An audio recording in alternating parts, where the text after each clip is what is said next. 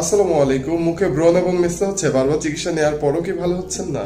তাহলে এই ভিডিওটি আপনার জন্য। অনেকেই ব্রণকে ছোট সমস্যা মনে করেন, কিন্তু ধীরে ধীরে তা কালো দাগ, ছোপ, এমনকি আত্মবিশ্বাস নষ্ট করে দেয়। কিছুদিন ব্রণ ভালো থাকে, পরবর্তীতে আবার দেখা দেয়। এটি সবচেয়ে বড় সমস্যা। ব্রণ এবং মেস্তা হওয়ার পেছনে বেশ কিছু কারণ রয়েছে। হরমোনাল ইমব্যালেন্স, অতিরিক্ত তৈলাক্ত ত্বক, হজমের সমস্যা, মানসিক চাপ, ভুল ক্রিম এবং কেমিক্যালের ব্যবহার।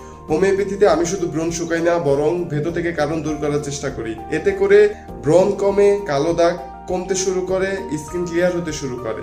আমি ডাক্তার নাজমুল সাকিব দীর্ঘ 9 বছরের অধিক সময় ধরে ব্রণ সহ বিভিন্ন রোগের চিকিৎসা সেবা প্রদান করে আসছি।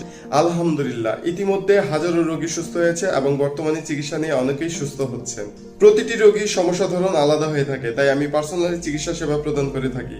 সঠিকভাবে নিয়ম মেনে চিকিৎসা নিলে অধিকাংশই রোগী ধীরে ধীরে ভালো ফল পান।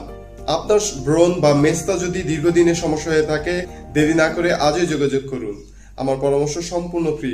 সকলে সুস্থ থাকুন, সুন্দর থাকুন। ধন্যবাদ।